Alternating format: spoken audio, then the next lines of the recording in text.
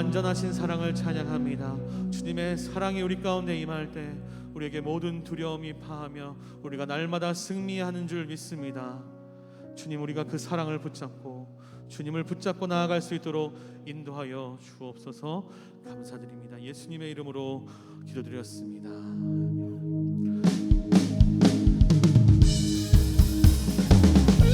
할렐루야. 우리가 주님의 사랑을 함께 찬양하며 나아가기를 원합니다.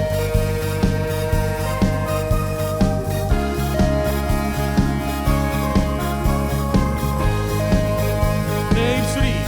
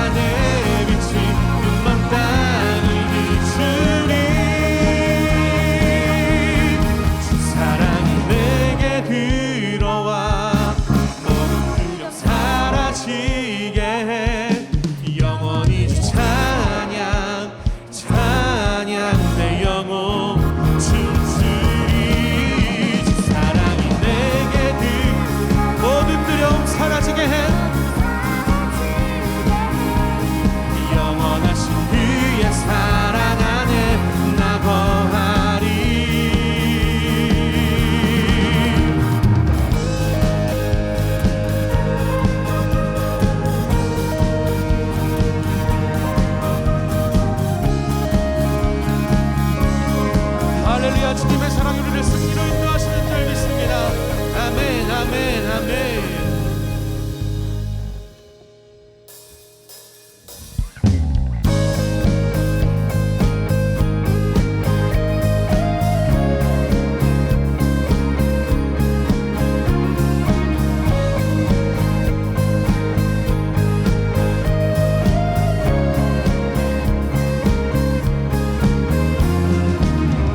전능하신 주 놀라운 사랑 죄와 사망을 물리치셨네.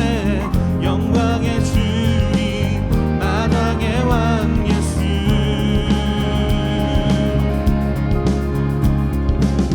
온 땅 흔드는 주님의 위엄 모든 만물이 주를 경배해.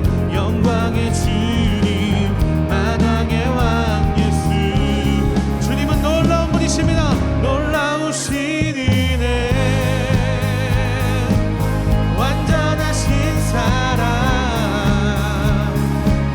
나의 죄 위하여 십자가 지신 주 생명을 주시고 자유케 하셨네. 오 예수 행하신 모든 일 찬양해. 죽임당한 그 어린 양 승리하신 왕 그 이름 예수. 죽임당한 그 어린 양 승리하신 왕 그 이름 예수. 죽임당한 그 어린 양 승리하신 왕 그 이름 예수. 죽임당한 그 어린 양 존귀 존귀 존귀여 놀라우신 은혜 완전하신 사랑 나의 죄 위하여 십자가 지신 주 생명을 주시고 자유케 하셨네. 오 예수 행하신 모든 일 찬양해. 한 번 더 고백하며 나아갑니다. 놀라우신 은혜 완전하신 사랑 나의 죄 위하여 십자가 지신 주 생명을 주시고 자유케 하셨네. 오 예수 행하신 모든 일 찬양해.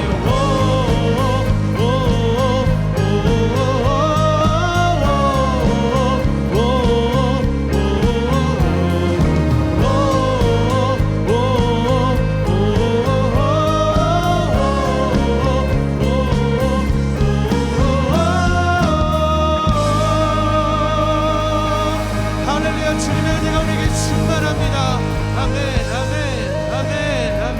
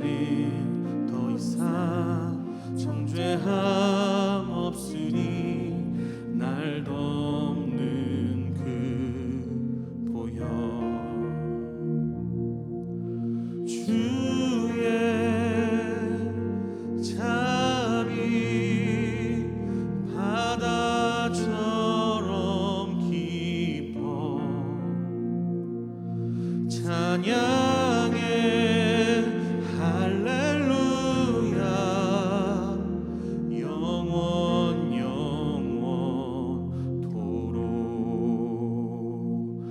떡과 잔 들고서 우리 다 기억해 주님의 사랑을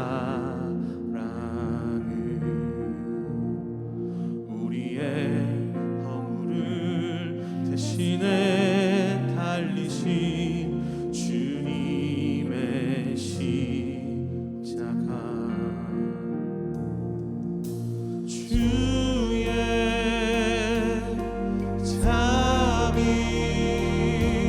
바다처럼 깊어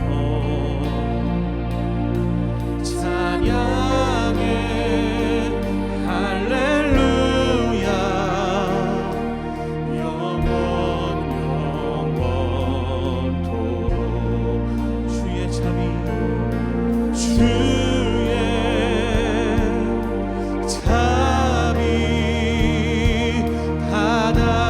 바다처럼 깊어 찬양해 할렐루야 영원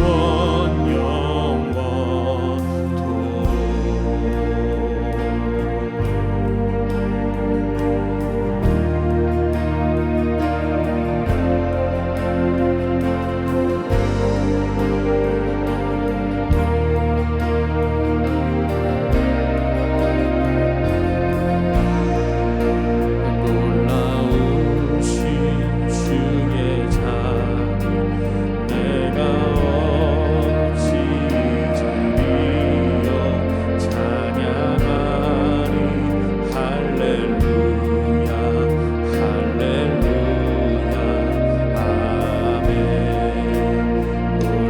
놀라우신 주의 자비 내가 어찌 드리어 찬양하리 할렐루야 할렐루야 우리 목소리 높여서 고백합니다. 놀라우신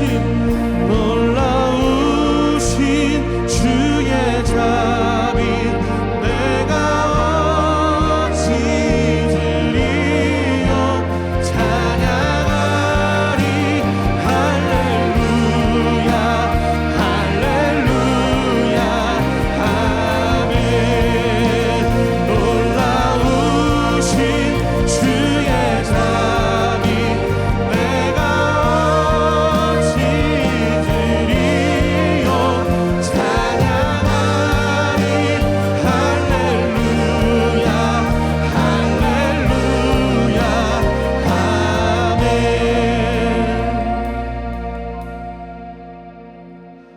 주의 자비 바다처럼 깊어 찬양해 할렐루야 영원 영원토록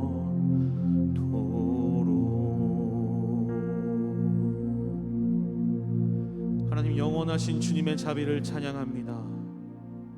영원하신 주님의 사랑을 기억합니다.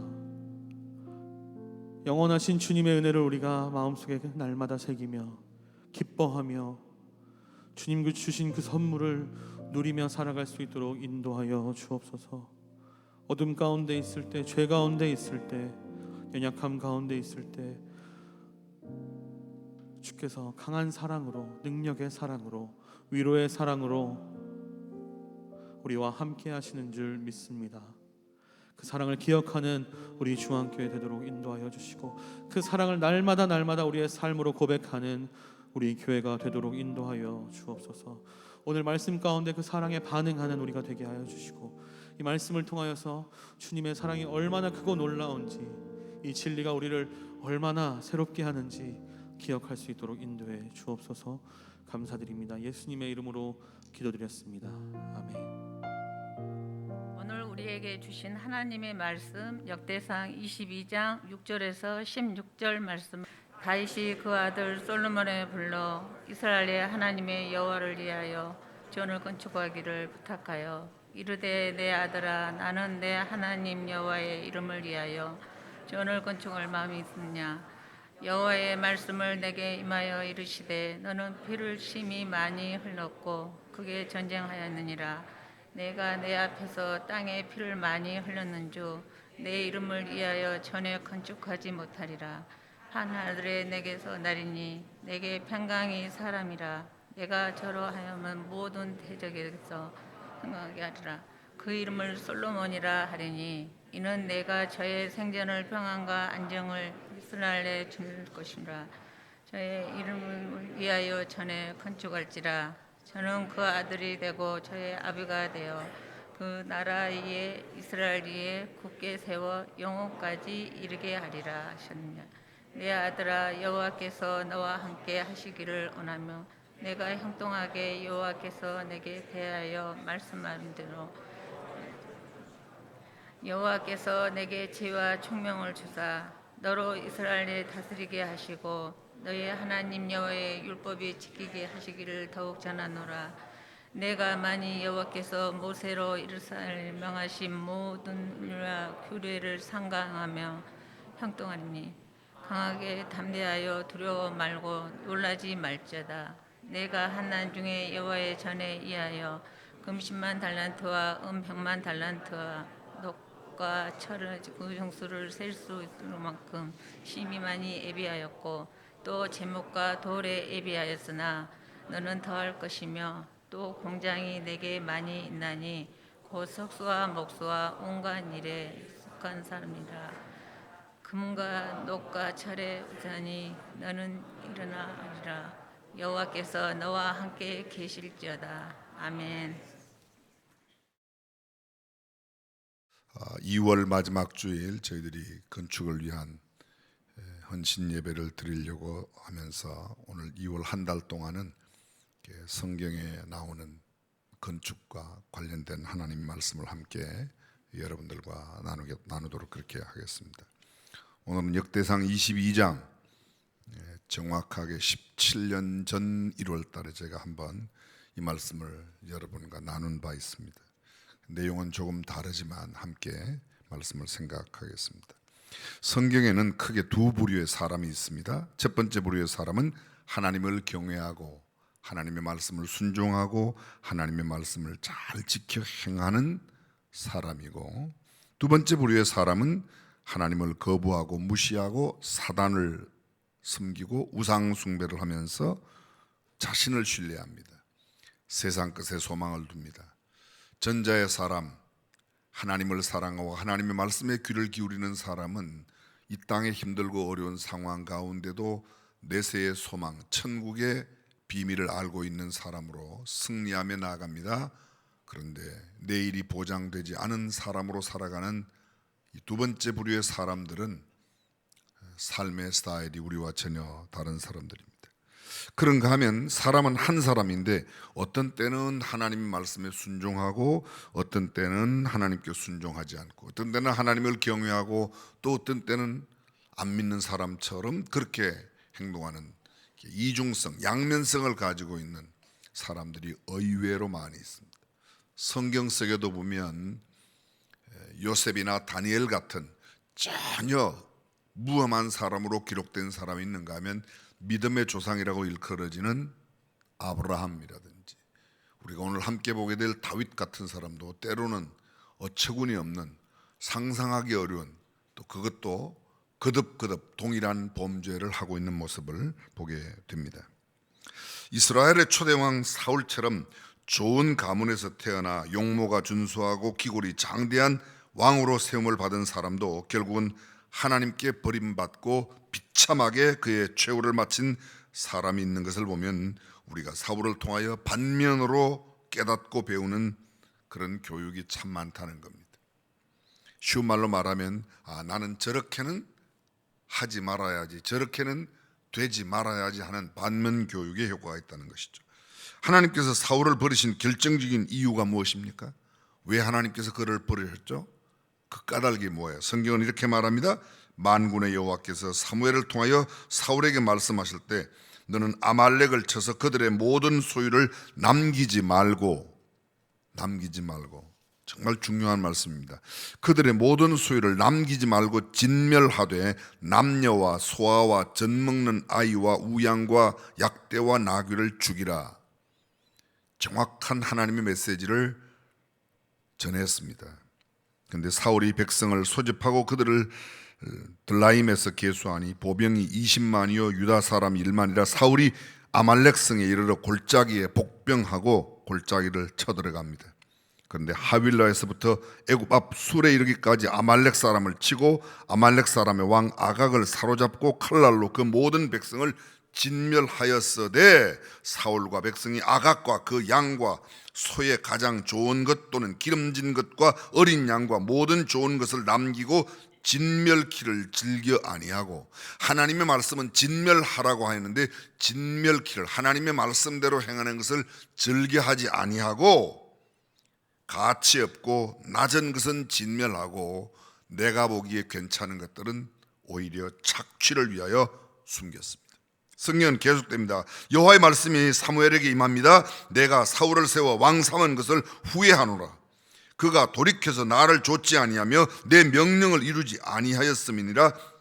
사무엘이 근심하여 온 밤을 여호와께 부르지. 하나님께서 사울의 왕 삼은 것을 후회하시는 그 모습 속에 사무엘이 잠을 이루지 못하고 그렇게 하나님 앞에 기도합니다. 사무엘이 사울을 만나려고 아침에 일찍 일어났더니 혹이 사무엘에게 고하여 가로되 사울이 갈멜에 이르러 자기를 위하여 기념비를 세우고 아말렉을 이겼다고, 하나님의 말씀대로 행하지 않고도 이겼다고 기념비를 세우러 갔습니다. 가관입니다. 하나님의 말씀대로 한 것에 대한 긍지와 자부심이 아니라 내가 전쟁에 이긴 것에 대한 나를 위한 기념비. 기념비는 하나님을 위하여 세우는 것이지 나를 위하여 세우는 것이 아니라고 동의하시면 아멘. 그렇습니다. 근데 사울은 자신을 위하여 길갈에, 그곳에 갈멜에 기념비를 세웁니다. 사무엘이 사울에게 이른즉 사울이 그에게 이르되 원컨대 당신은 여호와께 복을 받으소서. 내가 여호와의 명령을 행하였나이다. 아주 인사도 거치게 멋지게 합니다. 아주. 이게 사울 왕이 사무엘에게 이야기한 겁니다. 사무엘이 가로되 그러면 내 귀에 들려오는 이 양의 소리와 내게 들리는 소의 소리는 어찜이니이까? 사울이 대답합니다. 당신의 하나님 여호와께 제사하려 하여 양과 소의 가장 좋은 것을 남기며 그 외의 것은 우리가 진멸하였나이다. 당신의 하나님께.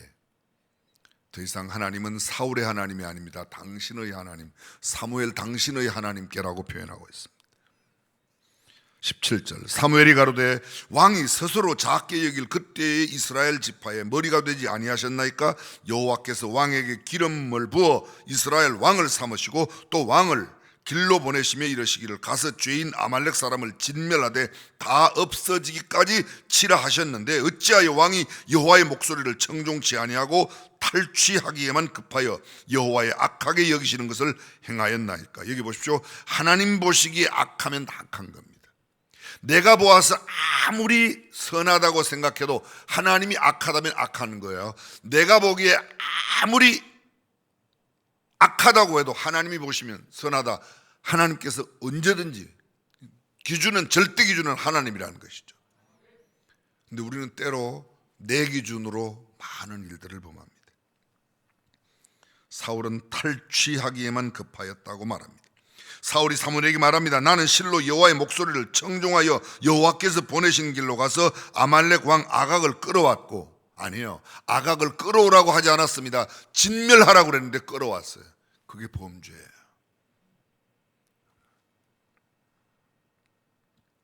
아말렉 사람을 진멸하였으나 다만 백성이 그 마땅히 멸할 것 중에서 가장 좋은 것으로 길갈에서 당신의 하나님 여호와께 제사하려고 양과 소를 취하였나이다. 뭐 하려고요?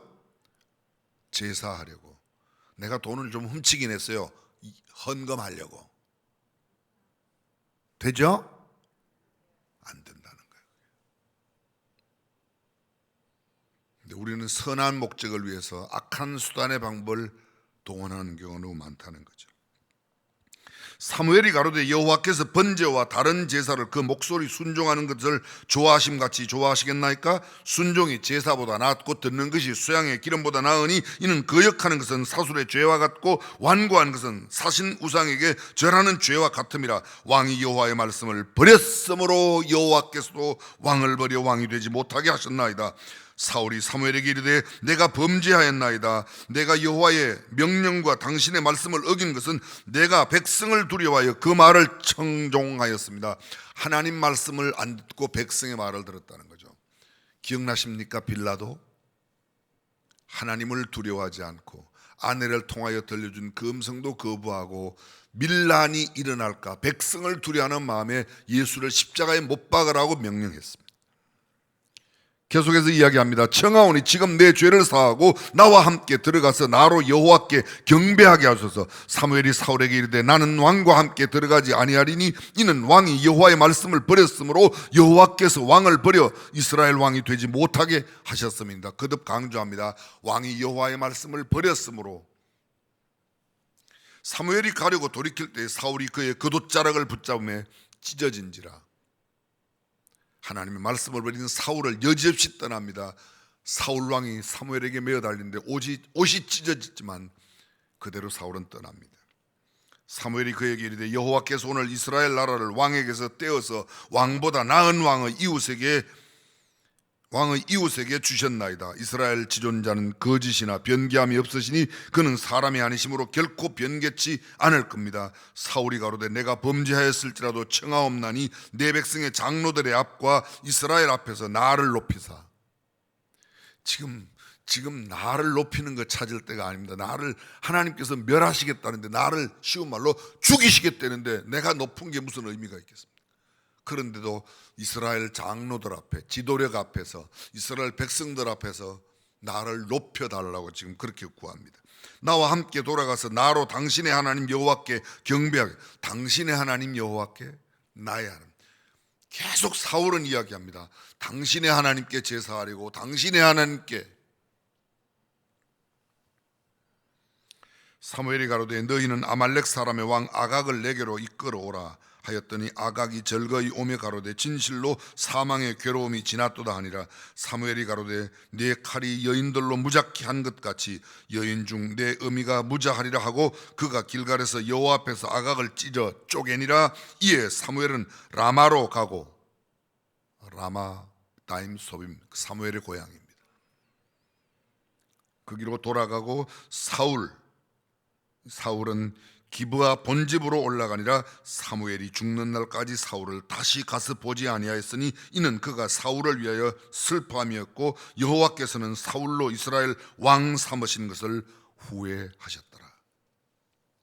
한마디로 딱 줄이면 하나님의 말씀을 버린 사울, 하나님께 버림을 당했습니다. 역대상 10장 전체에 보면 블레셋 사람과 이스라엘 사람들이 싸운 이야기가 나옵니다. 이스라엘 사람들이 블레셋 사람 앞에서 도망하다가 길보아 산에서 죽임을 받고 엎드러졌습니다. 블레셋 사람이 사울과 그 아들들을 추격하여 사울의 아들 요나단과 아미나답과 말기수아를 죽이고 사울은 스스로 자살을 하죠. 사울을 맹렬히 치며 활 쏘는 자가 사울에게 따라 미치며 사울이 그 쏘는 자를 인하여 심히 군급하다. 너무나 급한 상황에 어찌할 바 모르는 거, 군급한 겁니다. 자기의 병기 가진 자에게 이르되 너는 칼을 빼어 나를 찌르라. 저 할례 없는 자가 와서 나를 욕되게 할까 두려워하노라. 그러나 그 병기 가진 자가 심히 두려워하여 절개 행치 아니하며 사울이 자기 칼을 취하고 그 위에 엎드러져 자살했습니다. 이건 얼마 전 제가 설교도 했습니다. 병기 가진 자가 사울의 죽음을 보고 자기도 칼에 엎드러져 죽었습니다. 이와 같이 사울과 그 세 아들과 그 온 집이 함께 죽으니라. 그 역대상 10장 마지막 두 절 잘 들어보십시오. 사울의 죽은 것은 여호와께 범죄하였음이라. 저가 여호와의 말씀을 지키지 아니하고 신접한 자에게 가르치기를 청하고 여호와께 묻지 아니하였으므로 여호와께서 저를 죽이시고 그 나라를 이새의 아들 다윗에게 돌리셨더라. 결정적으로 뭐라고 말합니까? 그가 하나님의 말씀을 지키지 아니하고 신접한 자에게 가서 묻고 여호와께 묻지 아니하였더라. 여호와께 여쭈어 보셨냐는 설교 제목 기억나시는지 모르겠습니다. 묻지 않았다는 겁니다. 자, 여러분, 우리는 여기서 하나만 스스로 좀 도전을 받고 넘어갔으면 좋겠어요. 우리는 얼마나 하나님께 묻고 있는가, 우리는 얼마나 하나님의 말씀에 경청하고 있는가라는 겁니다. 근데 반대로 이 사울을 대신하여 왕이 되는 오늘 본문의 주인공 다윗은 좀 다릅니다. 사무엘상 16장에 보면 여호와께서 사무엘에게 너는 이새의 집에 가서 그 아들 중 하나에게 기름을 부으라고 합니다. 사무엘 이야기합니다. 하나님, 제가 거기 가면 사울이 알면 저를 죽일 겁니다. 아니야, 암송아지 끌고 가서 제사한다 그래. 저는 이 대목에 한참 또 고민이 되었어요. 하나님도 때로는 참 이상한 이야기를 하시네. 어쨌든 가서 이새의 말째 아들 다윗에게 기름을 붓습니다. 여러분, 이 다윗이 기름 부음을 받고 왕이 금방 된 게 아니죠. 그대로 목동이었습니다. 근데 다윗이 기름 부음을 받고 그 다음에 나오는 사무엘상 17장의 이야기가 우리가 너무도 잘 알고 있는 블레셋 장군 골리앗을 물리치는 이야기입니다. 다윗과 골리앗은 아주 완전한 대조를 이루는 인물입니다. 다윗은 이스라엘의 양치기 소년입니다. 블레셋 장군 골리앗은 6규빗 한 뼘 되는 어마어마한 약 3m, 키가 한 3m 되는 거예요. 꼭 3m 한 20대야 놀라십니까? 3m. 노투구 어린 갑을 입었다. 어린 물고기 어자 비늘린 자, 물고기 바늘 갑옷. 옛날에 이순신 장군이 입었던 갑옷 비슷한 그 갑옷을 입었어요. 그런데 그 갑옷 무게가 성경에 5,000세켈이라고 되어 있습니다. 한 세겔이 11.429g이에요. 5,000세겔이면 모두 얼마 되는가 하면 57kg. 온 무게가 57kg예요. 57kg. 어마어마하죠. 다리에는 놋 견갑을 끼웠어요. 이렇게 전강이 같은데 아대를 놋 견갑. 어깨 사이에는 놋 단창인데 창자루가 배틀채 같고 창날의 철 무게만 제가 계산해 봤더니 6,852g, 약 6.9kg. 칼날 무게만 6.9kg 정도 된다는 겁니다. 오늘도 또 집에서 결심하고 오셨죠? 반응 안 보이기로 그러죠?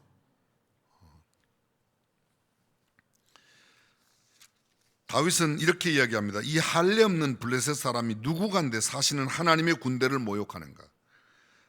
야훼께서 나를 사자의 발톱, 곰의 발톱에서 건져내셨은즉 할례 없는 블레셋 사람의 손에서도 건져내실 겁니다. 그리고 매끄러운 돌 5개와 제구를 가지고 나갑니다. 처음에 골리앗이 다윗을 보고 뭐라고 그러죠? 네가 나를 개로 보고 막대기를 들고 왔냐? 그렇게 말할 때 다윗이 뭐라고 그럽니까?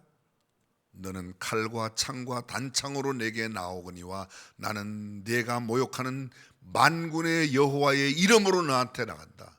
네가 모욕하는 만군의 여호와의 이름으로 내가 너에게 나간다. 여호와의 구원하심이 칼과 창에 있지 아니함을 이 무리로 알게 하리라. 전쟁은 여호와께 속한 것인즉 그가 너희를 우리 손에 붙이시리라. 돌이, 그리고 돌을 던졌는데 성경에 보면 그 돌이 골리앗의 이마에 박혔다고 되어 있습니다. 전에도 한번 설명드렸지만요, 돌멩이를 어떻게 던져야지 이게 박히길 합니까? 맞으면 튕겨나가지 이게 어떻게 박혀요? 근데 다윗이 던질 때 하나님께서 거기다가 가속력을 붙여갖고 빵 들어가게 했거든요. 천국 가면 제가 꼭 물어보고 싶은 게 그때 어떻게 던졌는가.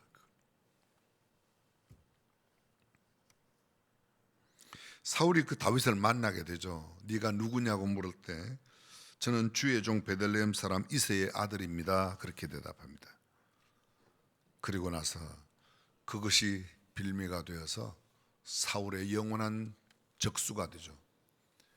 결국 골리앗을 이겨냈던 그 일이 다윗이 집으로 돌아올 때 여인들이 불렀던 노래 때문에 뭐라고 불렀어요? 사울은 천천히요 다윗은 만만이라. 다윗이 사울이 죽이려고 그러니까 도망을 갑니다. 어디로 가는가? 라마나요스로 갑니다. 아까 라마 다임 소빔이 사무엘의 고향이라고 그랬어요. 라마라는 큰 지역, 이렇게 수원으로 말하면 여기는 인계동이고 여기는 우만동이고 그런 겁니다. 사무엘과 이 다윗이 그런 정도의 거리로 사무엘의 고향 쪽으로 도망을 간 거예요.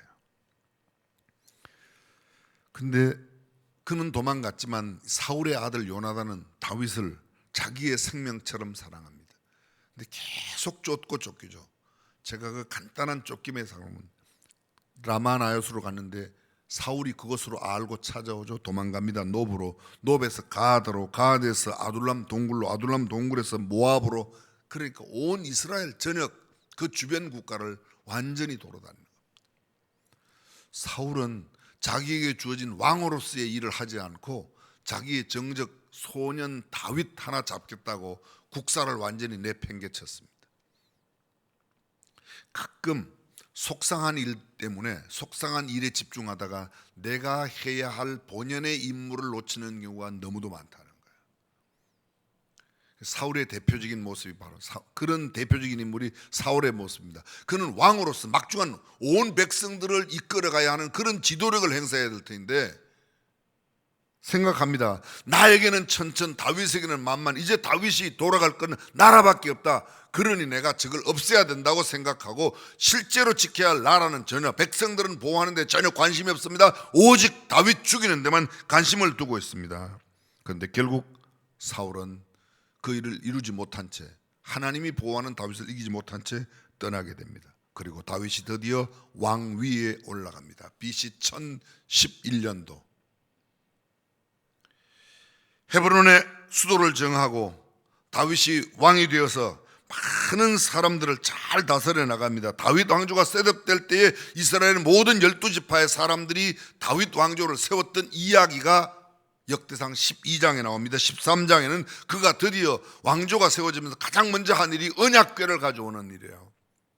언약궤를 가져와서 그 언약궤가 쓰러지는 모습을 잡던 우사는 죽게 되었고 오벳 에돔의 집에서 3개월 동안 그 언약궤가 있는데 3개월 동안 언약궤를 머물러 두었던 오벳 에돔의 집은 큰 부유한 삶을 살게 되었습니다. 그리고 드디어 그 성막 가운데, 아직은 회막 가운데, 휘장 가운데, 쉽게 말하면 천막 가운데 언약궤는 두고 다윗 왕궁을 짓습니다. 그 다윗 왕궁을 지을 때에 두로왕 히람이 많은 지원을 합니다.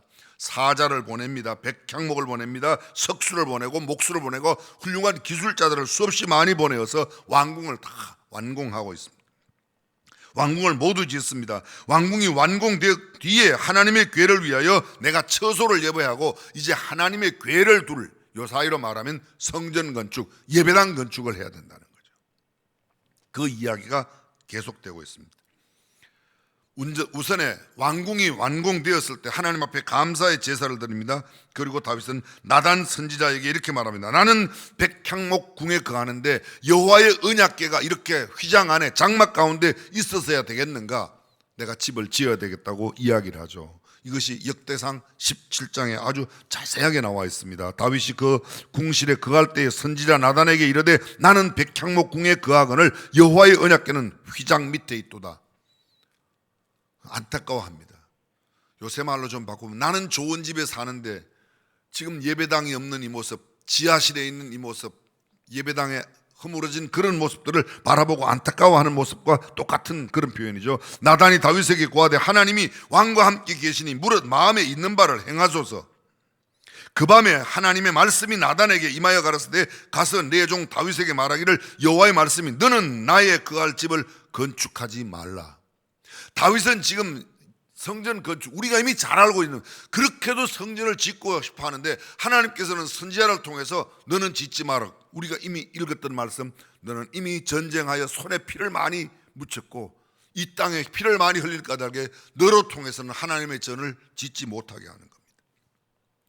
내 수 안에 차서 내가 열조에게로 돌아가면 내가 내 뒤에 내 씨 곧 내 아들 중 하나를 세우고 그 나라를 견고하게 하리니 저는 나를 위하여 집을 건축할 것이요 성전을 세울 것이요 그리고 나는 그 위를 영원히 견고하게 하리라. 나는 그 아비가 되고 그는 나의 아들이 되리니 나의 자비를 그에게서 빼앗지 아니하기를 내가 내 전에 있던 자에게서 빼앗음과 같이 하지 않을 것이고, 쉽게 말하면 사울에게서는 왕위를 빼앗들었지만 너의 아들 솔로몬에게는 내가 왕위를 빼앗지 않고 그 왕위를 계속하게 하리라. 이미 우리가 알고 있습니다. 솔로몬 이후에 솔로몬의 아들이 왕이 되고 그 아들이 왕이 되고, 그래서 무려 솔로몬 이후에만 20명의 왕이 왕조를 무려 345년 동안, 솔로몬까지 합하면 385년입니다. 다윗까지 합하면 425년 동안 다윗 왕조가 계속돼요. 내가 영영히 그를 내 집과 내 나라에 세우리니 그 위가 영원히 견고하리라 하셨다 하라. 나단이 이 모든 말씀과 이 모든 묵시대로 다윗에게 이야기합니다. 다윗 왕이 여호와 앞에 들어가 앉아서 가로되 여호와 하나님이여 나는 누구오며 내 집은 무엇이건대 나로 이에 이르게 하셨나이까. 주께서 종에게 베푸신 존귀에 대하여 다윗이 다시 무슨 말씀을 하오리까. 주께서는 주의 종을 아시나이다. 여호와여 주께서 주의 종을 위하여 주의 뜻대로 이 모든 큰 일을 행하사 이 모든 큰 일을 알게 하셨나이다. 여호와여 우리 귀로 들은 대로 주와 같은 이가 없고 주 외에는 참신이 없나이다. 내가 하나님의 말씀대로 하겠습니다. 다윗은 그런 가운데 그렇게 나는 이런 백향목 궁에 거하는데 여호와의 언약궤가 이렇게 형편없는 휘장 가운데 있는 거, 나 성전 지으려고 합니다. 얼마든지 지을 수 있는 능력도 있습니다. 그런데 하나님께서 나단을 통해서 짓지 말라고 그랬더니 하나님, 그게 하나님의 뜻이면 저 안 짓겠습니다. 저는 다윗의 위대함이 이것이라고 생각합니다. 지을 수 있는데도 안 짓는 것. 지을 수 없는 사람이 근근히 짓는 것도 위대하지만 지을 수 있는 능력이 있는데도 주께서 짓지 말라고 하면 짓지 않는 것, 그것이 다윗의 위대함이라는 것이죠. 여기서 결정적으로 그 위대함의 결정적인 요소가 뭐야? 하나님의 말씀대로 한다는 거야. 내가 하고 싶어도, 사울은 내가 하고 싶은 대로 당신을 하나님께 제사하기 위해서 어린 양도 이 기름진 것도 좋은 것도 다 숨겼습니다. 아각도 끌고 왔습니다. 하나님의 말씀대로 하지 않고 내 마음대로 했습니다.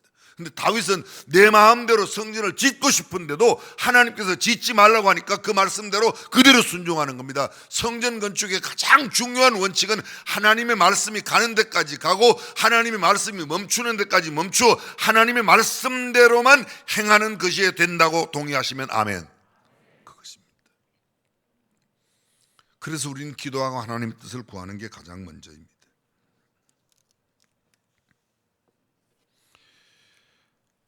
역대상 18장 보면 블레셋 항복을 받습니다. 가드도 다윗에게 항복하고 들어옵니다. 모압 땅 들어옵니다. 소바왕 하닷에레스 통치하던 유프라데 강가가 저 하맛 어기까지, 성경에 보면 그런 표현들이 여러 번 나타나요. 들어보셨습니까? 단에서 부엘세바까지. 근데 여기 역대상에는 보면 부엘세바에서 단까지, 단은 이스라엘 나라의 맨 북쪽입니다. 레바논 바로 밑에까지. 그리고 맨 아래 사람이 살 수 있는 유대 광야의 가장 북쪽, 사람이 살 수 있는 광야의 끝, 거기가 부엘세바예요. 단에서 부엘세바까지, 부엘세바에서 단까지 똑같은 말인데 그곳까지 모든 땅들이 완전히 다 다윗의 통치 아래 들어옵니다. 에돔도 들어옵니다. 모압도 들어옵니다. 암몬도 들어옵니다. 블레셋.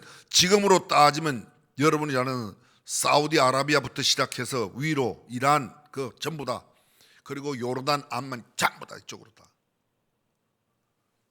그게 다 전체. 그리고 북쪽으로는 더 이상 더 위로 올라갑니다. 저희 아람이라고 하는 것은 지금의 시리아입니다.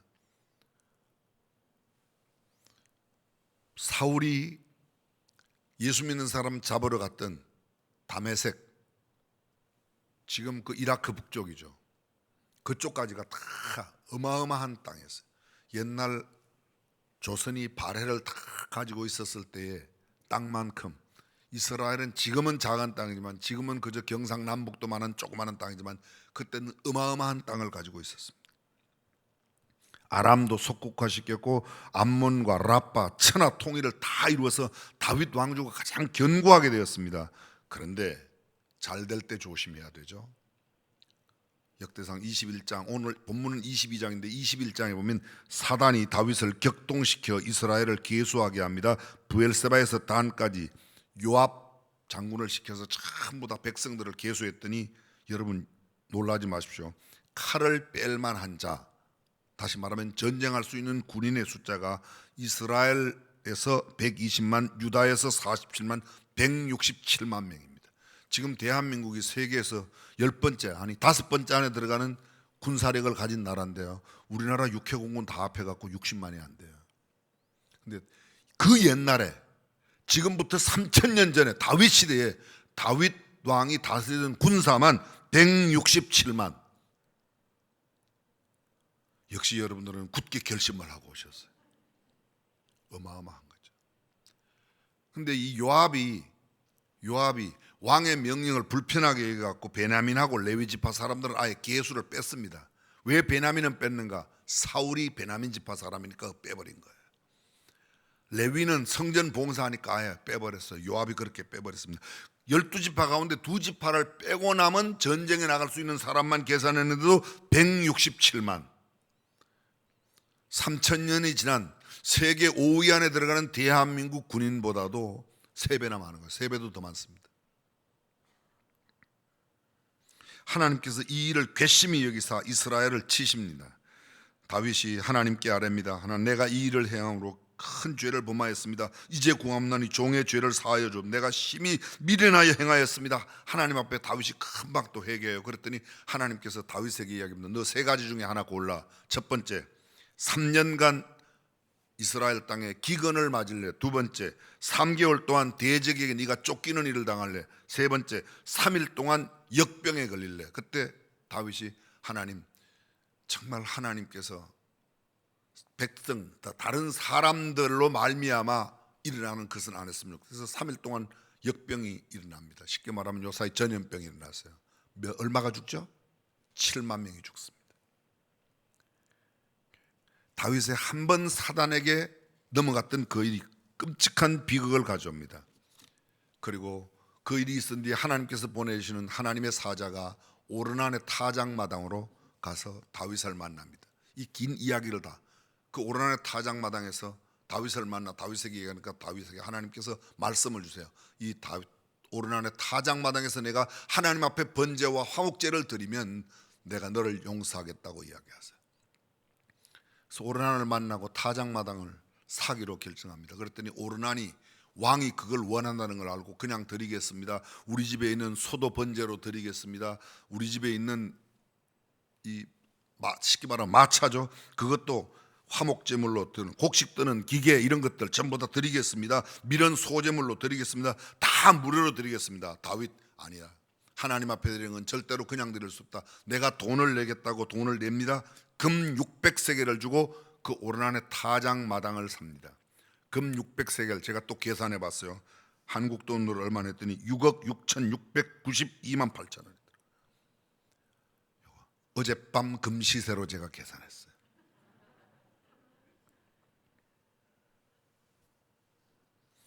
오늘 본문에 보면 다윗이, 다음 주에 계속할 텐데요, 오늘 본문에 나오면 다윗이 성전 건축을 위해서 금 10만 달란트, 은 100만 달란트라고 그래요. 한 달란트가 34.2kg이에요.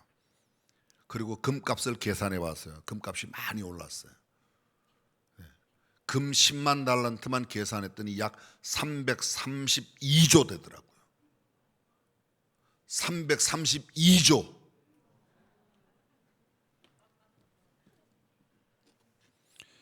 말씀을 결론 맺겠습니다. 여러분, 우리가 잘 알고 있는 대로 다윗을 성군이라고 말합니다. 예수님의 족보 가운데 구약의 사람 딱 2사람을 들어서 아브라함과 다윗의 자손 예수 그리스도의 세계라, 그리고 직계 혈통만 기록하고 있습니다. 가장 대표적인 인물, 예수님의 족보에 다윗을 이야기합니다.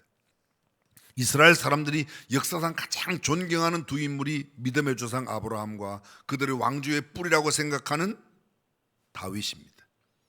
예수님을 예언할 때, 구약의 메시아 예언을 할 때 가장 많이 쓰는 단어가 이새의 뿌리에서, 다윗의 혈통에서, 그 말을 가장 많이 씁니다. 우리가 신약 성경을 읽을 때 사람들이 소개합니다. 나사렛 예수가 지나신다. 그때 맹인이 뭐라고 외쳐요? 다윗의 자손 예수라고 외칩니다. 그들은 구약의 메시아를 단순한 메시아로 이해하지 않고 꼭 다윗을, 그만큼 위대한 인물이야. 이스라엘 국기를 다윗의 별이라고 말합니다. 예수님의 혈통은 가장 중요하게 다윗의 뿌리라고 말하는 겁니다. 이새의 뿌리. 그러한 다윗에게 가장 원하는 바가 성전 건축이었어요. 그런데 하나님께서는 다윗 너는 안 돼 그랬더니 안 하는 겁니다. 오늘 우리에게 허락하신 이 건축은 다윗이 그렇게도 원하였던 것을 못하였는데 다윗에게도 허락지 않았던 것을 우리에게 허락했다. 그럼 우리는 감사하고 감격한 마음으로 예배당을 지어야 되겠다. 불평과 원망으로 지어야 되겠다. 앞에 게 1번, 뒤에 게 2번. 그래서 이렇게 말하는 겁니다. 하나님, 우리가 뭔데? 지금 현재 우리 교회 오래 다니신 분들은요, 이 자리에서 예배당 벌써 3번째, 4번째까지 언덕 위에 쓰러져가는 김장한 목사님 말씀하시던, 그 다음에 언덕 위에 하얀 교회, 지금 이거 3번째 교회. 이번에 만약 다시 짓는다면, 다시 짓때 그럼 4번째 교회가 자기가 다윗은 그렇게 다 준비하고 다 했었는데도 한 번이 안 됐는데 우리가 무슨 복이 있어서 또 지을 수 있는가? 그렇습니다. 성전 건축 하나님의 축복입니다. 성전 건축 우리에게 주어진 특권입니다. 성전 건축 하나님께서 얼마나 소중하고 귀하게 여기시는지 우리는 모릅니다. 하나님께서 장래 우리의 자손, 우리의 후손들을 복주시기 위한 놀라운 계획이 있는 줄로 믿습니다. 이 성전 건축에 우리의 마음과 정성을 모두 하나님을 용화롭게 해드리는 저와 여러분이 될 수 있기를 주님의 이름으로 축원합니다. 기도하겠습니다.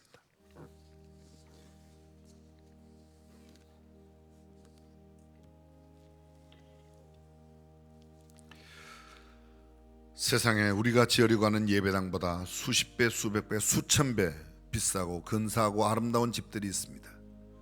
그래도 그 집을 성전이라고 말하지 않습니다. 하나님의 집이라고 말하지 않습니다. 그것은 단순한 빌딩입니다. 제다 빌딩, 높이가 1km가 넘지만 빌딩입니다. 버즈 칼리파 빌딩입니다. 그러나 우리는 단순한 빌딩을 짓는 게 아니라, 빌딩을 짓는 것이 아니라 하나님을 예배하는 예배당을 짓습니다. 성전을 건축합니다. 위대한 성군 다윗에게도 허락하지 않았던 그 일을 우리에게 허락하시는데 오전 우리가 기쁨과 즐거움으로 감당하겠습니다. 성전 건축은 마음으로부터, 우리의 영혼으로부터 출발되지 않으면 아무리 화려한 집을 지어도 의미가 없습니다. 전능하신 우리 하나님, 우리가 이 아름다운 마음으로 주께 예배하는 아름다운 전을 짓도록 복 내려 주옵소서. 예수님의 이름으로 기도합니다.